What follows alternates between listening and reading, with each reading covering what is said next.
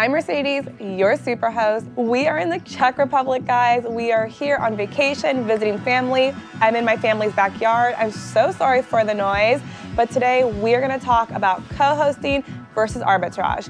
As you guys know, I'm a big co-host fan. Let's define Airbnb arbitrage. Airbnb arbitrage is the practice of you securing a 1-year or long-term lease, and then you are going to re-rent that same apartment on Airbnb, and that's going to generate you a pretty nice profit. So what are the actual pros of having an Airbnb arbitrage unit? There's actually some pretty good pros, I'm not gonna lie. The biggest pro about Airbnb arbitrage, in my personal opinion, is that you get to enter into this market without actually owning a property. With arbitrage, you can seriously leverage and make some really great income without putting that initial 20% down payment on a house. And the best part is, you are actually gonna rent in that market. So if you're not really sure about a market just yet, you could just get a 1-year lease instead of making a full commitment of actually buying a house in that market. However, there are some risks and some really big challenges with Airbnb arbitrage. And the biggest one for me is those lease restrictions. Since everybody on social media is talking about, making money without actually owning a property, everybody wants to do arbitrage and everybody wants to get all these doors under them super quick. So with all the talk and all the popularity, it's gonna be super hard and very competitive to actually find a property or a landlord that's going to allow you to legally sublet and arbitrage that property on Airbnb. So let's do a little case study really quick. So let's say that Sarah has a really awesome arbitrage unit and her monthly rent that she negotiated is $1,500. So that means she has to pay $1,500 every month, no matter if she gets booked or not. If she wants to list her Airbnb for like $150 a night. So let's say Sarah is about 75% booked. That means that her monthly revenue is going to equal about $3,375. And that's pretty good. So since we have $3,375 to work with, out of that money, we still have to pay our monthly rent, and that's gonna be $1,500. So now we're left with $1,875. But wait, there's more. But wait, there's more. You forgot that you also have to pay utilities. For a 1-bedroom, let's say your utilities range about $300. So now we're left with $1,575.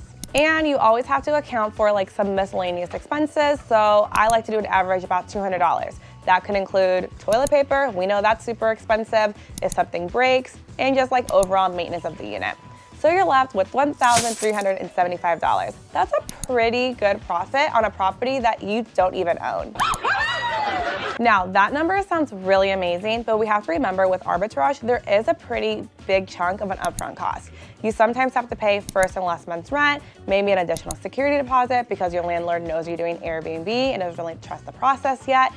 And of course, you have to furnish that property. So for a 1-bedroom, let's say your furnishings cost anywhere from like $3,000 to $5,000, you are going to be in the red for a few months when you first start Airbnb. So just make sure you have that little comfy cushion that you could actually pay rent for a few months prior to actually making a really great profit. Now let's shift our focus to co-hosting.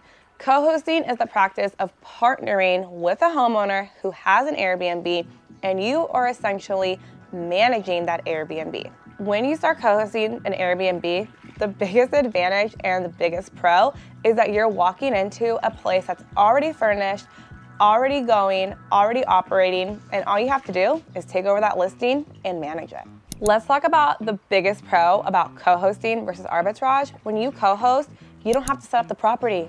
You find a homeowner, an investor who has a furnished property, and all you have to do is put it on Airbnb. But of course, that comes with actually managing the property, communicating with cleaners and vendors and maintenance. And to be honest, investors don't have time for that. And that's why they look for you to co-host their property. Another amazing pro about co-hosting is that it's a bit easier to tap into that market versus finding the property, getting the lease agreement done. The process for arbitrage can take much longer than just finding a property to co-host. Since it is a bit easier to tap into the co-hosting market, you can actually gain more properties and you can just share your responsibilities amongst multiple properties versus just having one arbitrage unit.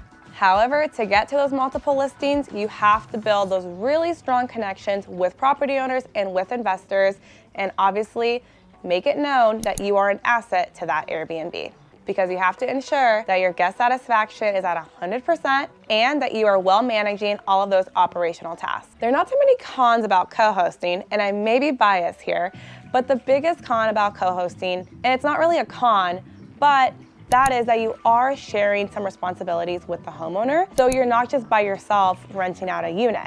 When there's big decisions to be made, or when guests are upset, your homeowner is going to know about those situations. So you do potentially have to involve them for resolution management in that aspect. And it's not that it's a con that the owners are there, it's just that it takes more time to maybe resolve that conflict, because you want to make sure that everyone's opinion is heard and that you both, the homeowner and the co-host, are on the same page.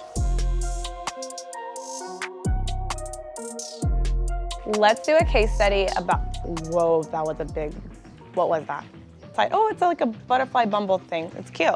Let's do a quick case study about co-hosting. We're actually gonna use the same exact numbers that we talked about when it comes to arbitrage. In arbitrage, we made a total of $3,375 for a monthly revenue. As a co-host, we are gonna take 20% of that, and 20% of that is $675, and that is pure profit because you are providing a service. So as a co-host, you're just gonna pocket the $675, and the owner is gonna be responsible for paying the mortgage, paying the utilities, buying the miscellaneous supplies, and just overall financially responsible for that property. So now let's compare the two case studies. As a co-host, you made $675 versus literally making double that amount. Both of the numbers look pretty dang good. Pretty good, pretty good. So this is when you really have to look at your own personal life and what decision you are going to make at this time. Do you want to go the co-hosting route or do you want to go the arbitrage route? Both routes, you're gonna make some good money. But for me, personally, co-host is always the winner because I don't want to spend time in the process of getting the lease application, finding the property, furnishing that property, putting that upfront cost. I would rather take a smaller cut in a quicker amount of time and multiply my systems and make $675 times 20 properties than maybe making $2,000 only on 4 properties. And having all that upfront cost when you could provide a service-based business and literally have no financial or legal responsibilities attached to you. No strings attached. I know it's a lot to take in, but I really suggest to just sit down, write down all the pros and cons, because I know there's more than what I personally just listed, and really see what's gonna be best for you, because we want longevity in this game. It's not a rat race anymore. Whether you're co-hosting or arbitraging, your potential earnings are really going to vary on market conditions, the property type, and of course, seasonality. And ultimately, the location of your property. Are you in the burbs? Are you in the city? Are you next to a really poppin' arena? There's so many things that are actually going to influence how much ROI you're gonna make. But no matter what, if you're co-hosting, you're arbitraging, whatever you're doing, you're still gonna have the same guest responsibilities. You gotta communicate, you gotta coordinate, you gotta be on your toes, and you gotta be available 24/7 because the toilet always seems to break at 3 in the morning. The beauty about this business is there is no one size fits all, this is the path to take type of thing. It really depends just where you're at in your personal life and what route you wanna take. If you have the upfront costs, definitely go the arbitrage route. You can make a lot more money, but yeah, you still gotta put, $5K to $10K down. If you don't have the upfront costs, but you wanna get into it, go the co-hosting route. You are doing a service-based business. There is zero to little money down, honestly. And if you wanna know why I personally chose co-hosting, one, I didn't wanna put the upfront money down and I didn't wanna be responsible. I didn't wanna be buying to a lease. And ultimately, I wanted to meet investors. I wanna be that investor one day. So I am surrounding myself with homeowners, with real estate investors, and I am building those relationships, managing their properties, and learning from the ways that they are doing it. For me, I enjoy co-hosting because I get to develop these really, really great relationships with these property owners, with these investors, and ultimately, I get to do what I love and really just embrace that guest experience and make some really, really memorable stays. And I'm pretty good at it. I know this is a lot to take in, and it's really hard trying to explain all the pros and cons because there's so many. So if you're a little bit confused and you really don't know like where you're at in your personal journey, just book a one-on-one call with me. I really love learning about where you're at personally and how we can best help you make a little extra cash, because that's what it's all about at the end of the day. But guys, I would love to sit here and chat, but I'm in Prague and the beer garden is calling my name, so gotta go. Before that, make sure you like and subscribe and just follow our journey on Airbnb co-hosting. Gotta go. Guys, it's time to go to the beer garden. I'm done with my YouTube.